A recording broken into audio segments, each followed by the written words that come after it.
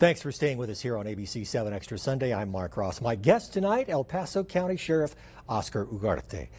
Sheriff, tell me about the launch of the Joint Warrant Initiative with the El Paso County Constables. Yes, sir. When I was a constable, there are 7 elected constables across the county. They work different jurisdictions. They know their area. And I wanted to tap into those resources. They have warrants deputies. The sheriff's office has warrants deputies. All the warrants are housed at the downtown jail. And I like collaboration. You know, let's put our resources together to better serve our community. So this joint warrant task force, you know, we get every deputy from each constable, sheriff's office. We look at warrants that are outstanding. We look at dangerous warrants outstanding. What's out there? How can we combine our efforts to better serve the community? And we go out there. We start at 4 or 5 in the morning and use our resources and try to execute these warrants. There's so many outstanding warrants in our community, and some of them are serious crimes, and we want to get those people back in jail. And talking for a moment about crimes, are you seeing an increase in the county on certain crimes, or are some crimes decreasing as we go through 2025?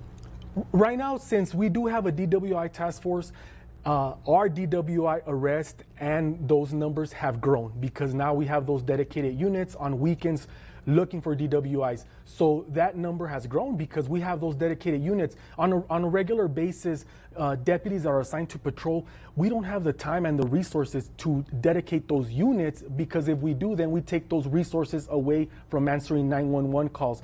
During the summer right now, since our kids are out of school, a lot of juveniles in the streets, we do see a lot of petty crimes, crimes of opportunity, small thefts during the summer times. All right.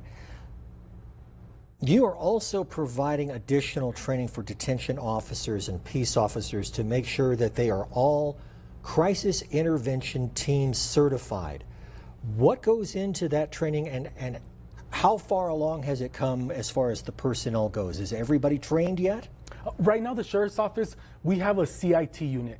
It's a dedicated about 15 officers that are CIT certified, and they have a clinician that rides with them. I do want to expand that program, but what I would like, every deputy that graduates from the academy is already CIT certified. Instead of waiting for a dedicated unit, you know, to handle a situation, I want for a deputy, as soon as they arrive on scene and that individual is going through a crisis, that deputy has the proper training to address that situation, so we don't have to wait for a specialized unit to come. So our first Academy of Peace Officers graduates in October. That will be the first set of deputies that will have a full CIT certification. Also in our jails, detention officers, we have a special needs unit. That special needs unit, we're also sending them to get CIT training. If there's a crisis, if an inmate is going through a crisis or some type of mental health episode, we can assist them and give them the proper resources. You've also been working to ensure each section of the Sheriff's Department has the right equipment and the proper training to work effectively. How often are you assessing each section, and are there items or training those sections are lacking right now?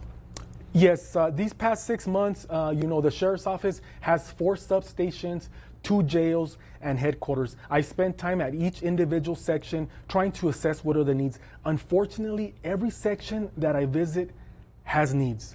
You know, I believe the Sheriff's Office has been neglected for a couple of years, so it's going to take some time to catch up. You know, funding, everything is very expensive. Law enforcement equipment is expensive. Staffing is expensive. For example, one patrol unit, in order to equip a patrol unit, it's costing the county about $120,000 just for one patrol unit. We have units right now that are in service, 2013, 2014 units with 150,000, 200,000 miles. I was at the Montana station. There was a Ford F-150. It's a 2010 with over 250,000 miles.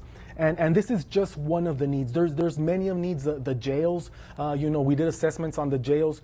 About 5 years ago, the county hired a consultant to do an assessment at the downtown jail. That assessment showed that we do need a county jail, and that project was put aside. So sooner or later, we are going to need a county jail. What we're doing right now, I believe, is just putting Band-Aids. It's putting a Band-Aid on top of a Band-Aid. But that building was built in 1983. So it's time for new buildings. It needs an update, certainly. Yes. All right. Well, the department is making a concerted effort to address things like illegal dumping, abandoned animals. How quickly is the sheriff's office responding in these cases? On these cases, since my resources are limited, I try to flex my resources. Use the detectives. When we have an animal cruelty case, I'll pull a detective, our community services. I'm trying to be flexible since I don't have specialized units. But these are concerns that the community brought up when I was campaigning. And like I said before, it's very important that we listen to the concerns of the community. Illegal dumping was a big concern. Animal cruelty was a big concern, DWIs. So when I see those cases come across our office, I make sure that we address them because I remember these were big concerns that the community had and we need to address them. Even though we don't have specialized staff or extra staff dedicated just for that, we got to make sure we take care of the community's concerns. Does it concern you that, when you're assigning a detective to handle an animal cruelty case, let's say, that he or she is being pulled away from some other case that they might be working on? Is it, again, another delicate balance of manpower? It is a delicate. The detectives that I use are detectives that are assigned to each station. Each station, for example, let's use the Montana station. The Montana station has 8 detectives. So when there's a deputy out in the field, there's a case that needs further investigation. That case gets forwarded to the detective. The caseload of a detective, it runs between 15 to 25 cases. That's more or less the caseload that each detective has at that station.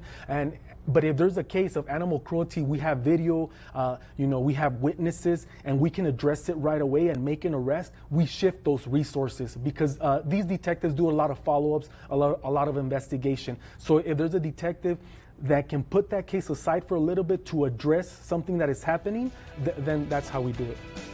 Still ahead, we'll discuss the public image of the El Paso County Sheriff's Office with Sheriff Ugarte. You're watching ABC-7 Extra Sunday.